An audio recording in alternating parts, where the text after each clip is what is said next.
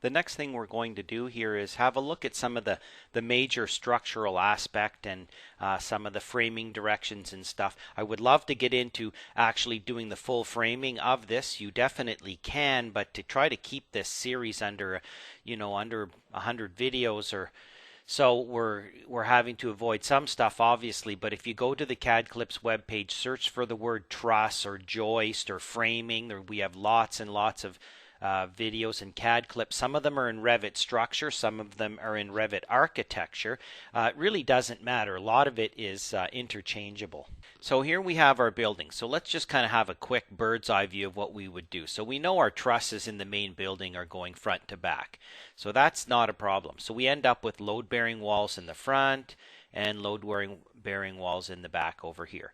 This little roof over here, I would think we're going to frame this front to back as well, which means that this again is load bearing in the front, load bearing in the back, and then we can use just kind of a girder truss here on the outside to pick up that load. So we really don't even have to have a really big beam over here. All we really need is probably a double joist at that point, because this truss in the end is going to pick that up, and then this one over here. So that's more or less the roof framing, and the second floor bearing walls will be the front and back, for the most part. So now watch what I'm going to do. I'm going to go in my 3D view. I'm going to get down nice and flat here.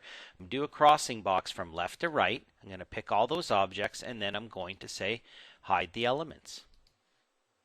It's going to hide those. Okay, now we're looking at the second floor, and I think what we'll do here is we can continue to frame this front to back this way, or we can switch it. We're going to need a beam over here anyway, and I've actually just put a beam in there temporarily. We can take that out.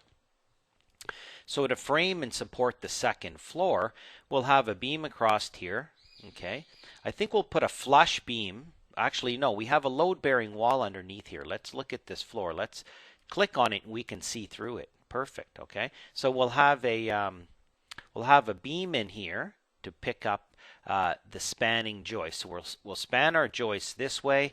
We'll have to either put a post or put a transfer beam across here. Okay, so we can frame that around. But for the most part, we'll frame our joist this way and this way. Okay, load-bearing wall here, and then we'll need there'll be a little bulkhead in that area, which is fine. Same as over here. So yeah, we'll make this a load-bearing wall, and I don't know if we might even want to just put we'll make this a load-bearing wall. We'll just have to frame something here. So put a little piece of framing there. Okay, this is probably pretty bad design, but I'm not worried about it. We're kind of doing it on purpose because not everything is perfect.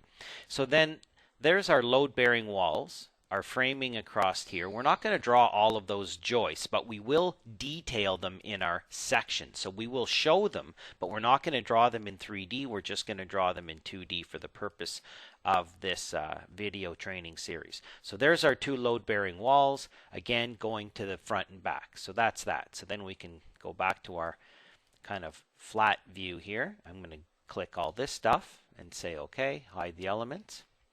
Okay, there's our main floor, and I think we're going to do the same thing. I'm going to pick on here, okay, underneath there.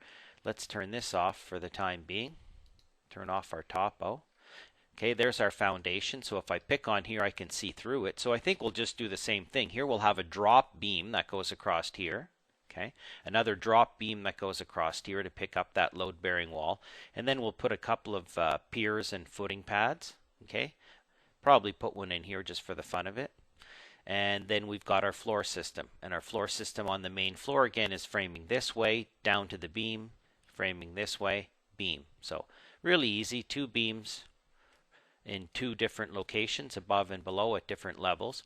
The other thing I notice is that this floor system here that I've been using, if I edit it and I go into the structure of it, you'll see that it's a total of 14 inches thick.